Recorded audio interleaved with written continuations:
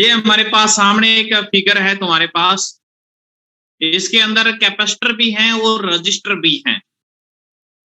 आपको बताना है charge across each capacitor, charge across each capacitor. ये हमारे पास 3 माइक्रो फैराड के कैपेसिटर हैं। ये 4 ओम हमारे पास रेजिस्टेंस है जो पैरेलल में कनेक्टेड है 4 के। इधर 1 ओम रेजिस्टेंस और है और ये 10 वोल्ट की बैटरी। ठीक है, अब एक बार इस क्वेश्चन को देखिए आप अच्छी तरह से। इसके लिए देखो, सबसे पहली बात मैं आपको बताना चाहूंगा, रेजिस्टेंस तो है वो तो आपको नहीं पता, जो मैट्रिक में अगर बच्चे ने पढ़े हैं तो मैं एक बार बता देता हूँ। रेजिस्टेंस आपके सीरीज में जुड़ते हैं R1 प्लस R2, ठीक है, और पैरेलल में रेसिप्रोकल में ऐड होते हैं। मतलब कहने का क्या है, रेजिस्टेंस का सीरीज और कैपेसिटर का पैरेलल दोनों सेम है। ठीक है, रेजिस्टेंस का सीरीज और कैपेसिटर का पैरेलल सेम ऐड होते हैं, ध्यान रखना। चलिए अब आते हैं इसी टॉपिक के ऊपर। ठीक है, यहाँ पर देखिए 2 कैपेसिटर ये हैं आपके पास, इधर 2 ये हैं, ये इसके साथ रेजिस्टेंस वगैरह है, 10 वोल्ट की बैटरी है। आपको बताना है प्रत्येक कैपेसिटर के अक्रॉस चार्ज क्या होगा। तो देखिए सबसे पहले हम बात करते हैं, यहाँ पर एक पॉइंट आता है स्टेडी स्टेट।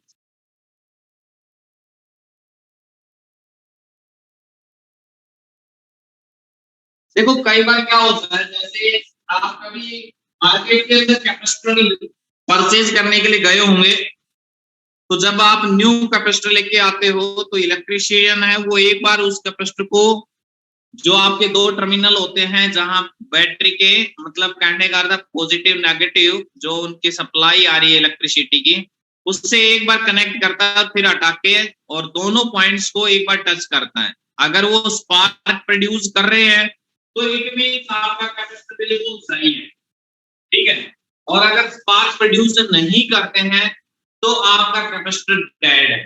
क्योंकि जैसे कैपेसिटर के जो 2 वायर होती है, दोनों वायर्स को आपने, मान लो हमारे पास ये पॉइंट है इलेक्ट्रिसिटी का, इन दोनों पॉइंट्स के अंदर, मतलब कहने का अर्थ ये कि आपने दोनों को टच किया और फिर हटाया, और दोनों वायर्स को आप जैसे टच करोगे तो स्पार्क प्रोड्यूस होता है। अगर स्पार्क प्रोड्यूस हो रहा है तो इट मींस कैपेसिटर आपका सही है। उसका मतलब क्या होता है, उसका मतलब है कि आपने कैपेसिटर को एक बार सब दोनों पॉइंट्स में लगाया तो उसके अंदर चार्ज का स्टोर हो गया।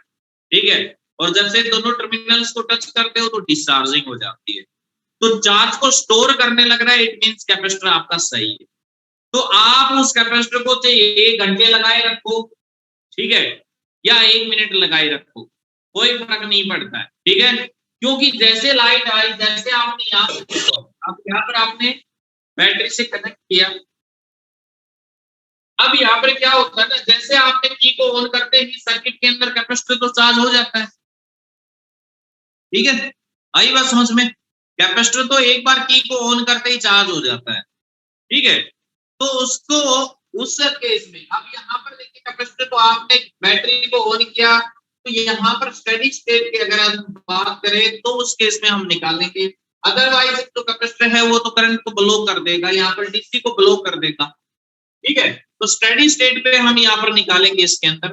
फिलहाल स्टार्टिंग में लेके चलते, जैसे आपने की को ऑन किया तो होगा क्या, यहाँ से आपका करंट चलेगा और इस रेजिस्टेंस से होता हुआ ऐसे ऐसे आगे। ठीक है, ये सर्किट जो है ना करंट का। ठीक है, समझ गए बात को? तो यहाँ पर जो हम चार्ज निकालेंगे वो स्टेडी स्टेट के ऊपर निकालेंगे। सबसे पहले यहाँ पर हम क्या करते हैं, इसके अक्रॉस पोटेंशियल निकाल लेते हैं, क्योंकि पोटेंशियल जब इसके अक्रॉस आ जाएगा ना, इस 4 ओम जो रेजिस्टेंस है इसके अक्रॉस अगर पोटेंशियल आ जाएगा, तो यहाँ से कॉम्बिनेशन आप देख रहे हो पैरेलल में है, तो पैरेलल में पोटेंशियल सभी के अक्रॉस सेम रहता है। चलिए, तो हम इसके अक्रॉस बात करते हैं पोटेंशियल निकालने की। तो पोटेंशियल के लिए हमें चाहिए, यहाँ पर ओम्स लॉ का यूज होगा, जो आपने मैट्रिक में पढ़ी होगी, V = IR। I करंट होता है, R रेजिस्टेंस, B आपका पोटेंशियल होता है।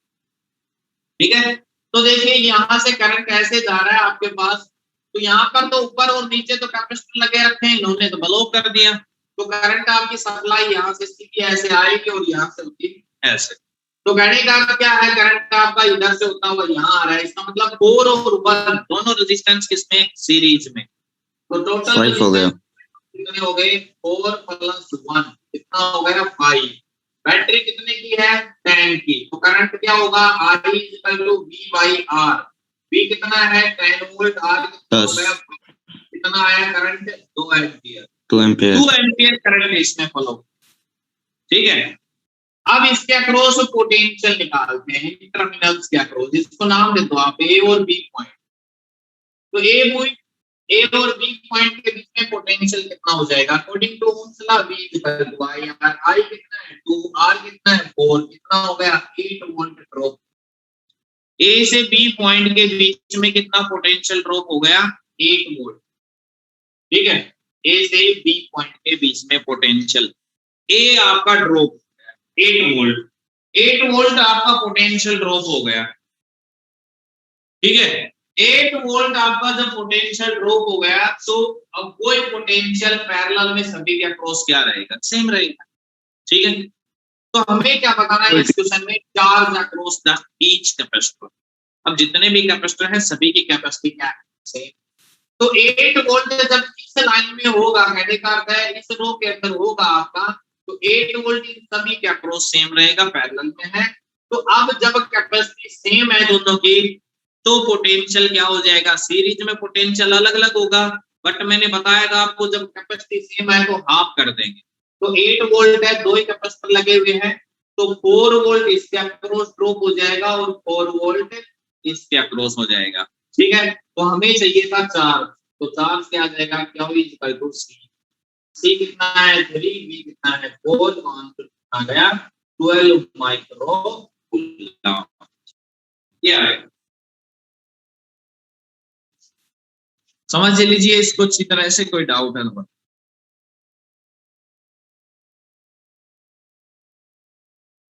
फिर एक लास्ट टाइप और बचती है कैपेसिटर की,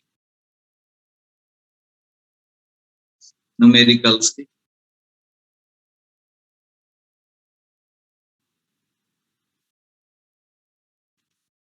देखो डाउट है तो बताइए भाई।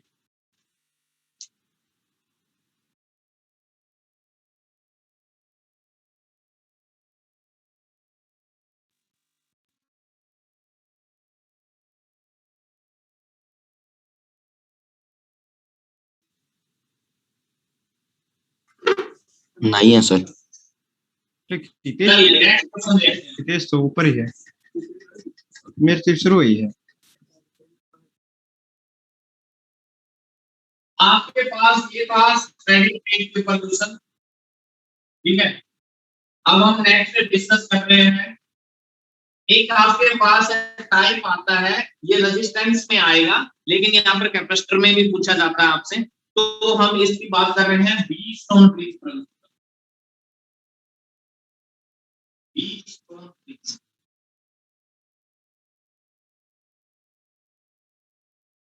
ये आपका सेकंड यूनिट का बी पार्ट का टॉपिक है, इलेक्ट्रिसिटी का।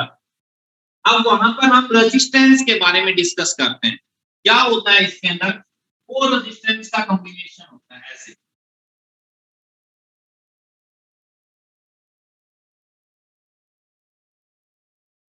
फोर रेजिस्टेंस का कॉम्बिनेशन होता है और एक बीच में होता है फिफ्थ वाला। अब यहाँ पर ये जो रेजिस्टेंस है इनके नाम दिए जाते हैं P, Q, R और S, ठीक है। इधर बीच में भी हमारे पास कोई भी एक नाम दे दिया आपने। तो ये जो व्हीटस्टोन ब्रिज प्रिंसिपल है, ये क्या कहता है कि अगर इन रेजिस्टेंस का रेशियो सेम रहता है, मतलब P/Q = R/S, अगर ये रेजिस्टेंस का रेशियो सेम रहेगा, तो यहाँ पर इस ब्रांच में कोई भी करंट नहीं जाएगा। ये जो G वाला रेजिस्टेंस है, इस ब्रांच के अंदर कोई भी करंट पास नहीं होगा। आपका करंट अगर यहाँ से एंट्री कराई आपने, तो इधर से ऐसे होता हुआ इधर से एग्जिट कर जाएगा। सिमिलरली ये वाला करंट इधर से चलता हुआ इधर से एग्जिट कर जाएगा, ठीक है। कहने का क्या है, ये जो G वाली जो ब्रांच है ना, ये वाली ब्रांच है, इस ब्रांच के अंदर से कोई भी करंट पास नहीं होगा। कब नहीं होगा? जब इनका रेजिस्टेंस का रेशियो जो है वो बराबर होगा। तो इसको बोलेंगे व्हीटस्टोन ब्रिज। ये सेकंड यूनिट में आएगा, आपका डेरिवेशन हम करवाएंगे उसके अंदर, ठीक है। तो अब यहाँ पर बात आती है कैपेसिटर की, कि ऐसे ही अगर हमारे पास 5 कैपेसिटर सर्किट में कनेक्टेड मिले हमें, तो उनके अक्रॉस भी सेम प्रिंसिपल ही अप्लाई होगा कि अगर उनकी कैपेसिटेंस का रेशियो बराबर है तो जो सेंट्रल कैपेसिटर होगा, बीच वाला कैपेसिटर होगा, उसके अंदर से बिल्कुल भी पोटेंशियल नहीं होगा, ठीक है। तो अब मैं एक एग्जांपल लेके चल रहा हूँ, इसी के ऊपर लेके चल रहा हूँ, ठीक है। तो देखिए भाई ध्यान से, सेकंड चैप्टर तो ये पहला खत्म होगा तब परवाही हो रहे।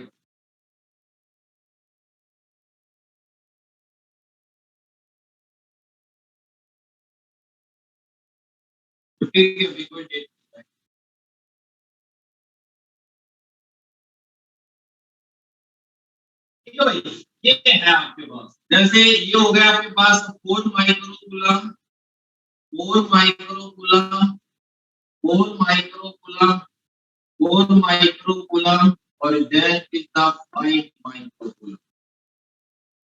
अब ये देखिए, अब ये 5 कैपेसिटर हैं।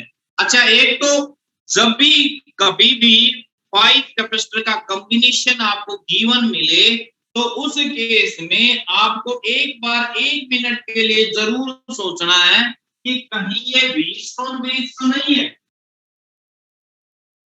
ठीक है, समझ में आई बात।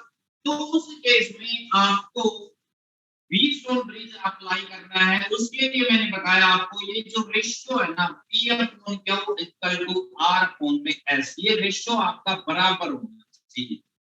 तो देखिए, अब सेम ऐसा कैसा ये बढ़ने लग रहा है, हाउ कैसे, कहीं से भी आप सप्लाई दे दो, इधर से सप्लाई दिया आपको, इधर और इधर चार्ज आपका डिवाइड हो गया, ठीक है। सिमिलरली यहाँ पर आके फिर यहाँ चार्ज चल रहा है, ठीक है, समझ गए बात को। लेकिन जो पोटेंशियल अप्लाई होता है ना, वो बराबर अप्लाई होता है। जैसे आपने यहाँ पर बैटरी को कनेक्ट किया तो उतना ही पोटेंशियल यहाँ पर होगा, उतना ही यहाँ इस साइड से भी अगर हम सप्लाई देते हैं तो उतना ही आपके पास बराबर रहेगा। तो सिमिलरली इसका ये दूसरा जो आपके पास इक्विवेलेंट डायग्राम हम कहें, वो इसका कैसे बन जाएगा,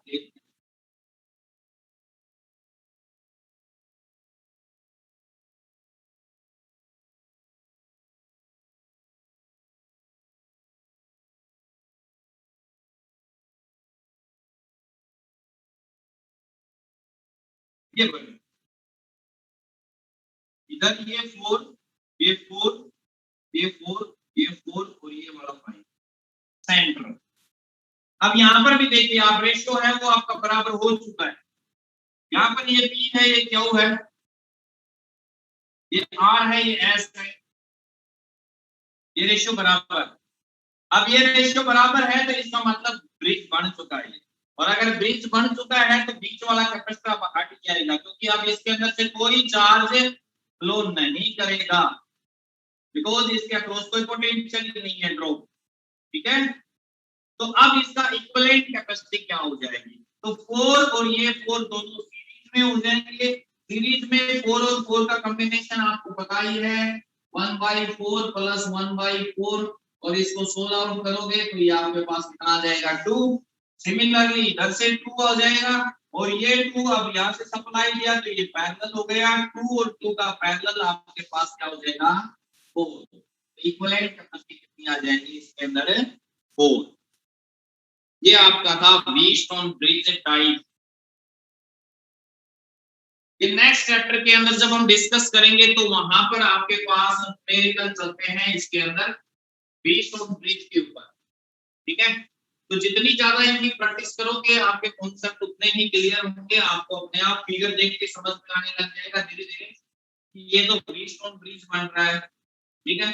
जरूरी नहीं है यहाँ पर आपको ये ही सेम, यहाँ तो चलो सेम सेम में अपने पास वैसे भी चांसेस हो जाते हैं, लेकिन हो सकता है आपके पास यहाँ पर आपको ये 4 ये 8 हो जाए, ठीक है, समझ गए बात को, ये 4 और ये 8 हो जाए। तो अब भी अगर हम देखें तो यहाँ पर रेशियो आपका बराबर है 4/8 और 4/8 का रेशियो है, तो ये रेशियो भी बराबर है आपका, ठीक है। तो कहने का अर्थ ये नहीं है कि सेम सेम नजर आए तो ही रेशियो बराबर नहीं है, ऐसे भी बन सकता है आपके पास कॉम्बिनेशन। कहने का अर्थ ये है कि 5 कैपेसिटर जब आपको सर्किट में दिखाई दें तो एक बार जरूर सोचना कहीं ये 20 में तो नहीं बन रहा। क्लियर हुआ भाई? इसके साथ साथ एक दो बार आप इसके अंदर करंट इलेक्ट्रिसिटी के अंदर करेंगे ना, नेक्स्ट जो चैप्टर है हमारा उसके अंदर इसके ऊपर न्यूमेरिकल करेंगे तो और भी कॉन्सेप्ट क्लियर होंगे, क्योंकि यहाँ पर आपको नाम मात्र के एक दो न्यूमेरिकल मिलेगी इस चैप्टर में, बट इन केस ऑफ आगे जो हम बात करें न्यूमेरिकल में रजिस्टर के ऊपर बहुत सारे न्यूमेरिकल आपको मिल जाते हैं।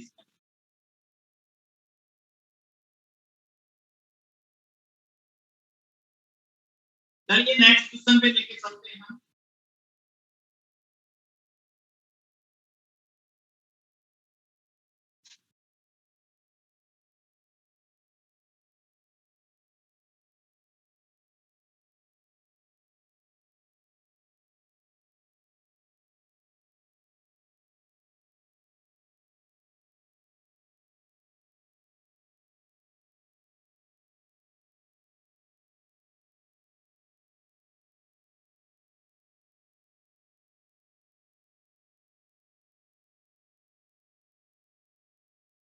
फोर कैपेसिटर का कॉम्बिनेशन आपके सामने है।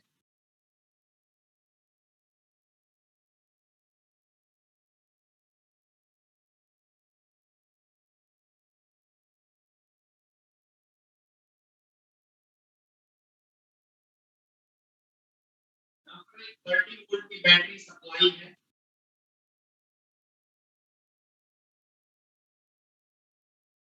ये है आपका 1 माइक्रोफैराड का, ये है आपका यहाँ पर 1.5 और ये है आपका 2.5 और ये है आपका 0.5, ठीक है।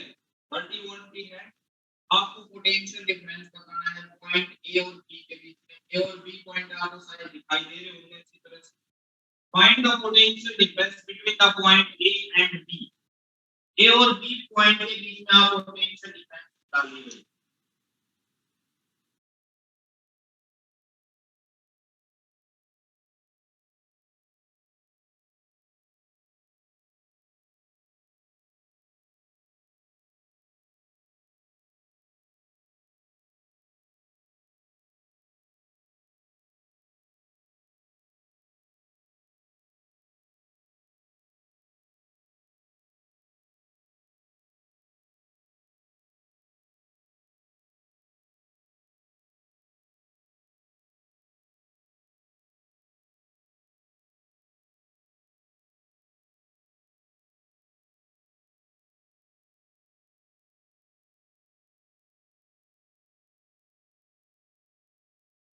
मैंने आपको लास्ट वीडियो के अंदर आपको एक कैपेसिटर के ऊपर 4 पोटेंशियल डिफरेंस निकालना सिखाया था।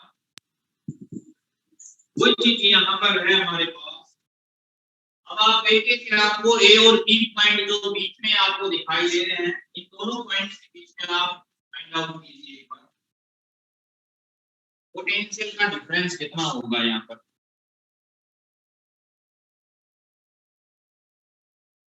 ए और बी पॉइंट ये है आपके। एक बार पहले इक्विवेलेंट कैपेसिटी निकालिए कितनी बनती है, फिर कोई बातें एक बार मैं फिर दोबारा से रिपीट करता हूँ। यहाँ पर कैपेसिटी बताइए ये 1 और 1.5 थोड़ा सा फ्रैक्शन टाइप में बढ़ेगा, न्यूमेरिकल थोड़ी सी कैलकुलेशन हो सकती है। पहले इक्विवेलेंट सी बताते हैं। चलिए 1 और 1.5 का सीरीज कॉम्बिनेशन हमारे पास क्या है 1/CS। C1 हमारे पास 1 है प्लस में 1/C2 हमारे पास 1.5 है। एलसीएम 1.5 का पॉइंट लगाते हैं तो आपके पास एलसीएम 15 1 आपके पास 15 प्लस में 10 मींस जो आपके पास ऊपर वाला जो कैपेसिटर है इस ब्रांच की इक्विवेलेंट कैपेसिटी हमारे पास आ चुकी है 15/20 का। सिमिलरली जो नीचे वाली ब्रांच है हमारे पास, इस ब्रांच की हम कैपेसिटी की बात करें तो इस ब्रांच की आपके पास इक्विवेलेंट कैपेसिटी क्या हो जाएगी, इस ब्रांच के हमारे पास इक्विवेलेंट कैपेसिटी क्या हो जाएगी, दोनों का पॉइंट हटाइए, ठीक है, एलसीएम वही 25 10 प्लस में 50 हमारे पास आ चुकी है 25/60, ठीक है। दोनों ब्रांचेस की आपकी है, दोनों किसमें है, पैरेलल में है, तो इक्विवेलेंट कैपेसिटी की हम बात करें तो दोनों का ऐड कर दीजिए आप, कितना हो जाएगा आपके पास 15 और 25 प्लस 25 और 60,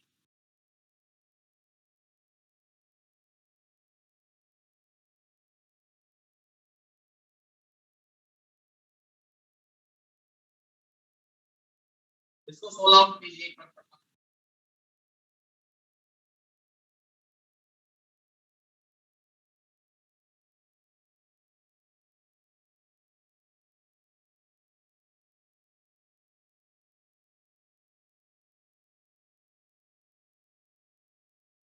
कितना बनता है इक्विवेलेंट कैपेसिटी,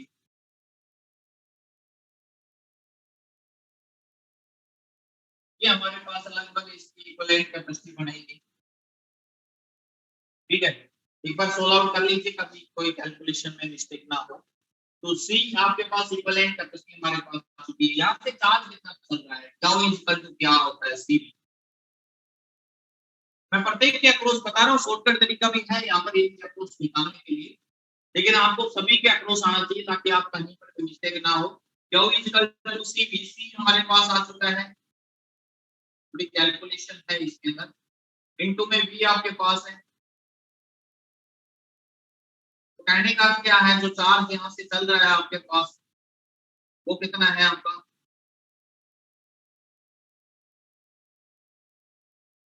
ये आपके पास चार्ज है जो यहाँ से चलने लग रहा है, ठीक है।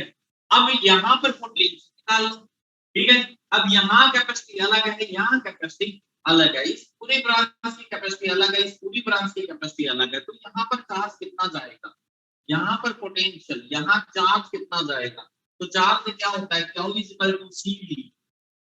एक बात सोचने की है, देखो सी हमारे पास इस ब्रांच की आप निकाल भी चुके हो, इस ऊपर वाली ब्रांच की कैपेसिटी हमारे पास आई थी 15/25, तो यहाँ से चार्ज कितना है, ये दोनों कॉम्बिनेशन किसमें है, पैरेलल में, पैरेलल में पोटेंशियल सेम रहेगा, तो C1 हो गया 25 और 25 सॉरी 15 और 25 इनटू में भी हो गया 30 वोल्ट, इतना चार्ज है जो आपका इस साइड में जाएगा, ठीक है।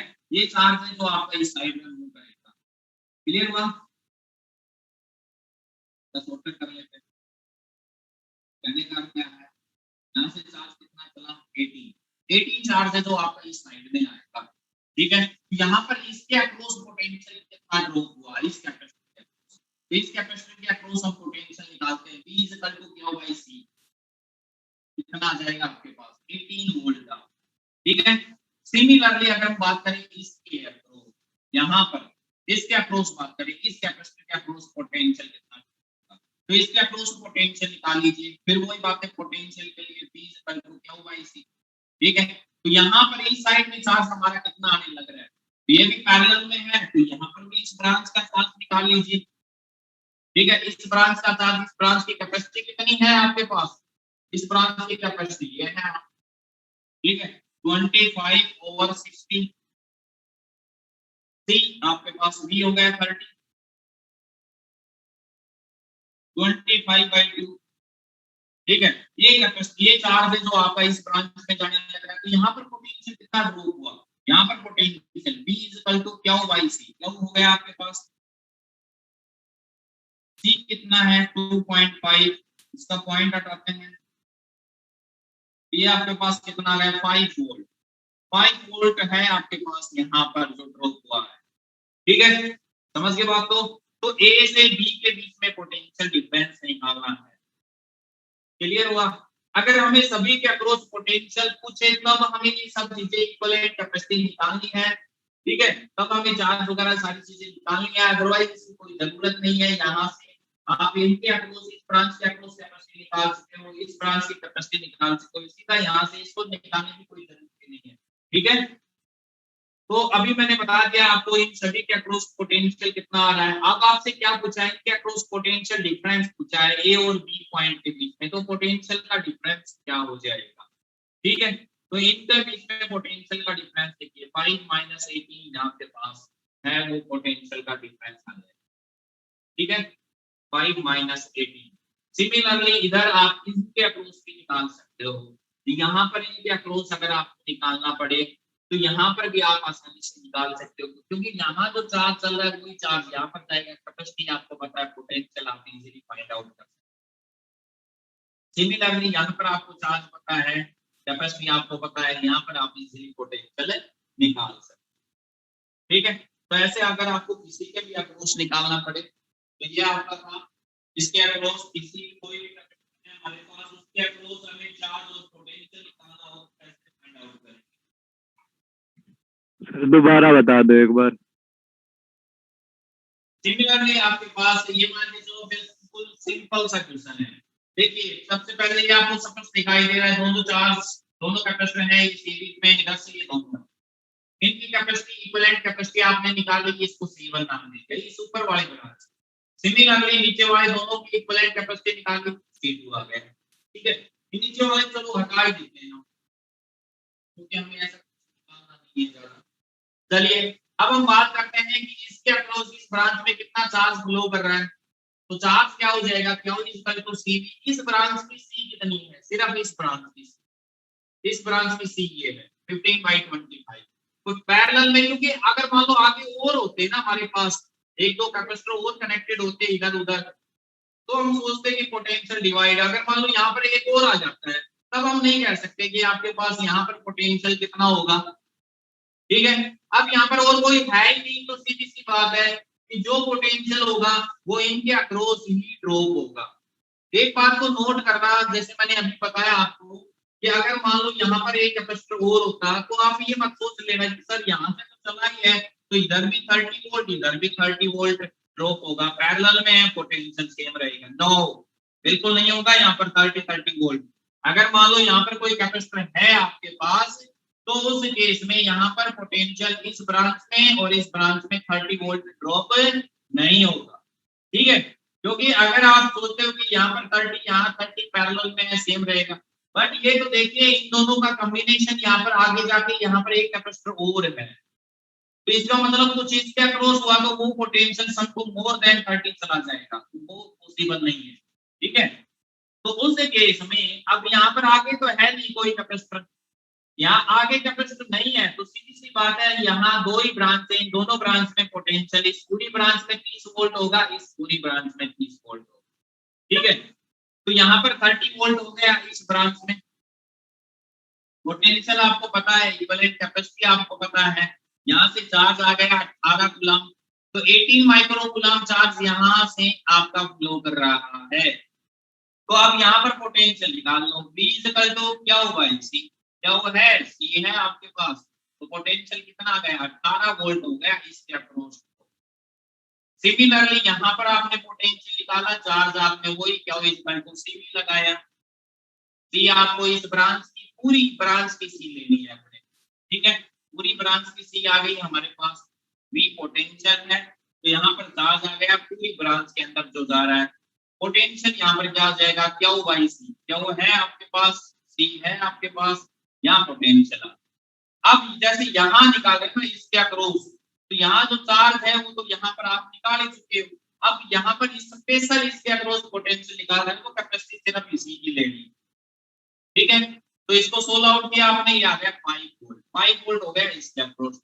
अब आपसे पूछा सिर्फ A और B पॉइंट के बीच में, तो दोनों और तो कोई है नहीं यहाँ पर, ये दो ही है, तो दोनों को डिफरेंस कर दीजिए 5 - 18, ये आपका पोटेंशियल डिफरेंस आ जाएगा।